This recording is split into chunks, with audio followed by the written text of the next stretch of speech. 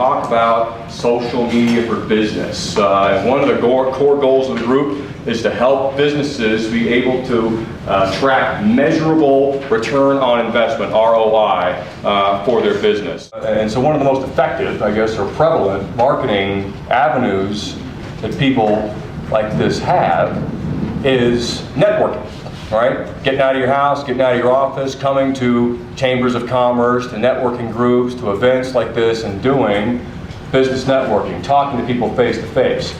I always want to point out that Facebook and social media, I mean, when John Brackney started, he was CEO of the chamber, standing back there, when he started walking around the chamber, waving around tribes by Seth Godin and telling people that they needed to be on LinkedIn, they needed to get on Facebook, they needed to use these vehicles, these tools for business development, he didn't mean instead of this eye-to-eye, flesh-to-flesh. He meant as an extension thereof. There's no better way to build trust, and nothing can equal the power of an eye-to-eye, a handshake, flesh-to-flesh. That's where we really get the sense of each other. Meaning that if we're going to participate, for example, in a LinkedIn discussion, we don't all have to be there at the same time. I can be in my office in Denver, you can be in Beijing, you may have two noses, I don't know, I don't care, right? But if we're swapping information, we don't have to be in the same place at the same time, and this conversation can go on forever, and other people can come and go as they please.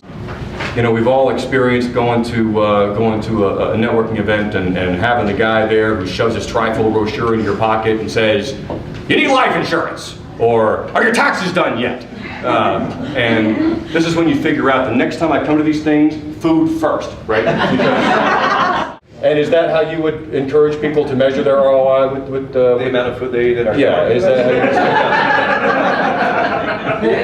you So, and we're going to get this. I'm going to bring this around to social, right? And Peter's here, and he's going to talk about Velco here. But I want to start with Patrick and say, so in regards to relationship marketing, how does the chamber advise, and how does it see its investors measuring their ROI in relationship marketing? Well, people measure their ROI probably in as many different ways as we have investors, like 1,200 investors, 1,200 different ways to measure it.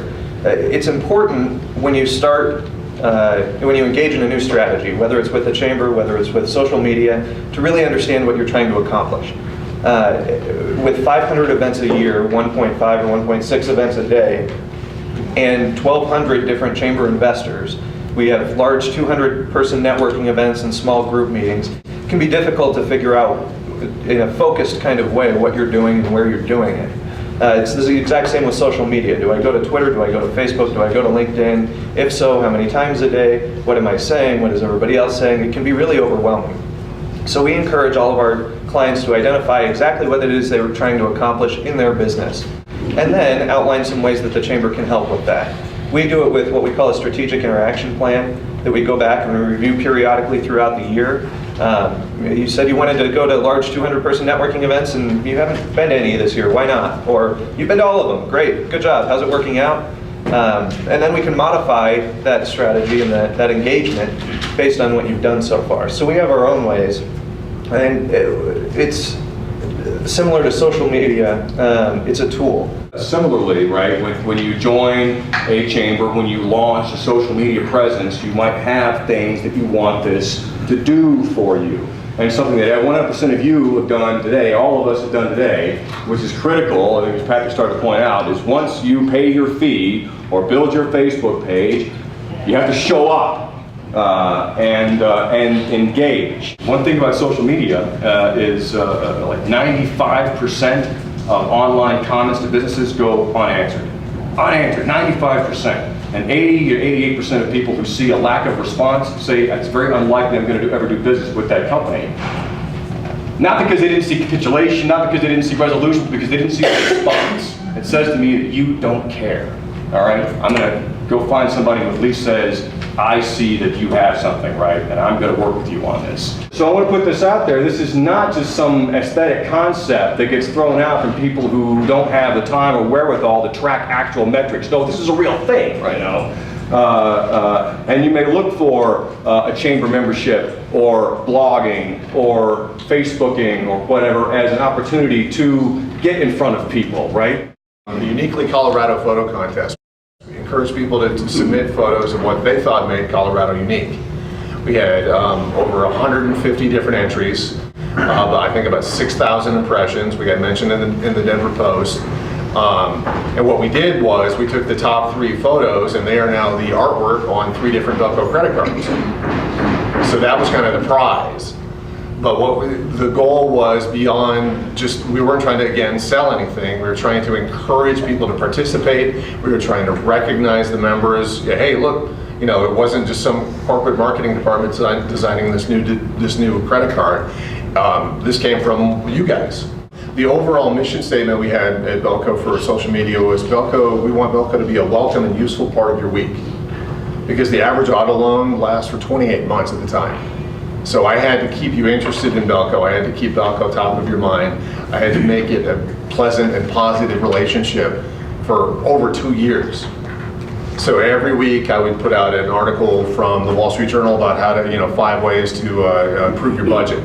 Or tips on how to take a vacation, bargain vacation tips, things like that. I think you can be disappointed if you're looking at this as a customer acquisition tool. That stuff may come, but I think the real value here is in customer retention and SOW, share of wallet. Look, can we just talk a little bit about how that is different from the really annoying guy at the convention who shoves something in your pocket and says, you can save money on life insurance, because that's basically what we're talking about. We're talking about marketing, we're talking about creating a message, and we're talking about getting people to hear that message. So there's nothing particularly social yet about this discussion, and so can we talk about that a little bit? Good point, and I would say one of the rules I tried to, if you're not familiar with Chris Brogan, he's a social media blogger who's a really tremendous resource. He throws out a ratio of 12 to 1, that you can do a salesy message every 12th post. And I followed that when I was with Belco. So to your point, I wasn't talking about mortgages 4 days a week. It would be, maybe every 3rd week. So so to continue this example, it's a credit union website. And I understand the social media aspect of the photo contest, but I'm thinking where you're saying, oh, I posted an article about 5 ways to improve your budgeting or something like that. I mean, I'm thinking if I'm a customer, why the heck would I go to your website to find an article? I mean, it would seem like it would be the last thing I would do. How, what's the attraction? No, and that's a good point, because I wasn't posting it, we weren't blogging, we were using Facebook and Twitter to distribute the information. And that's the advantage of the new social channels, is the information comes to you. You don't have to come to my website. If you've liked my Facebook page, and I put a post out, it's going to come to you in your newsfeed. You're out there, you put your page out there. Right. How did you get people to like your page and position? How did you market yourself? By adding value. But also in terms of, you're talking in terms of mechanics, we added it to the bottom of our website, we added it to our email signatures and stuff like that. But what I mean by when I say adding value, by getting it out there to the initial group, they would share a post with their network, and then that might pick up a like, then it would kind of snowball after that. My reason was because Belco does a lot of family functions with a lot of different fairs. So I liked Belco because I wanted to know when they were doing different things, where they would be, so that if I wanted to take my son downtown to a parade, Belco will post about that. So a lot of times, if you reach your fingers out there and you do lots of different social media, the reason I like my nail salon I go to is because they post special coupons only for Facebook. Where do you start when you're at you're trying to create a tribe, if you will. Yep, and I think you have to do things, and this is what we talked about last month, right? Was last month we talked about advertising, you had to reach it. So this is an opt-in entity, right? I have to choose to have a Facebook account, I have to choose to go like your page, and Right, then, I tried the because I've got all sort of data advertising. coming in, I probably have to choose to go see what you've put out there lately. Right. And how do I get that initial seeding? An easy, cheap way to go is advertising on the network where you're going to be most active. Twitter, the price range is kind of crazy. Facebook advertising is a good opportunity, but you've got an email, right? So there's ways to like reach out of there, Right. and bring people back in. Kevin's gonna pop if I don't go to it. But in a good way. To help answer your question and other people's questions, who's your target market, who's your audience, and what do they want to see? Right. So Get that. if you know what that is, then you can provide that. He knows that his target market wants information about whatever. Right. Okay, so what does your target market want? Then offer that information. And as long as it's not everybody with a pulse is not your target market. So figure out exactly what they're interested in, then get that kind of content out there, and then people will like to come forward and give them a call to action so they will forward. As we've been building this repertoire of content, Right. people are finding it, and I don't even know how. Like I can go look at Google and they were searching for something, but there's this excitement about seeing as you build this plethora of content that all those start being channels that people start coming to you, and then hopefully you have a good sales channel after that.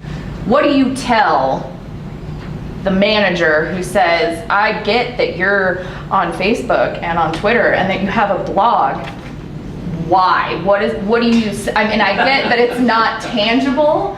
I can't say that, we know Cindy. When Cindy says, okay, you blogged 4 times and we've been on Facebook for 2 years, what events have we gotten out of that? What golf tournaments did we get out of that?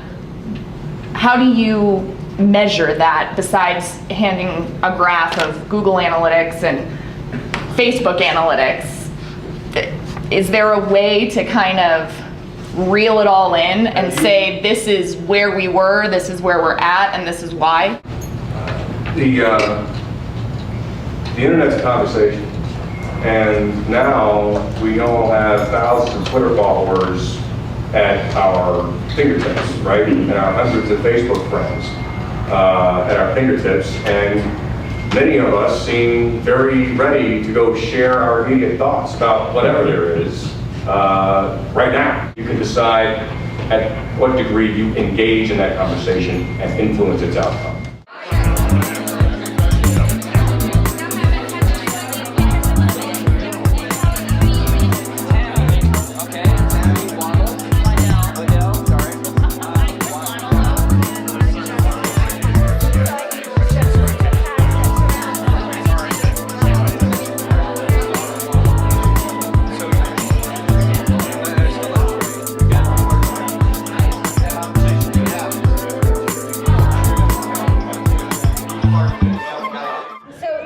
Example, I was in the Facebook group, obviously, but this was a great example that Peter just pulled up on his Facebook, and it was right at the top. But Whole Foods right here, all they did was post a picture of a latte and say, happy Friday and have a great weekend.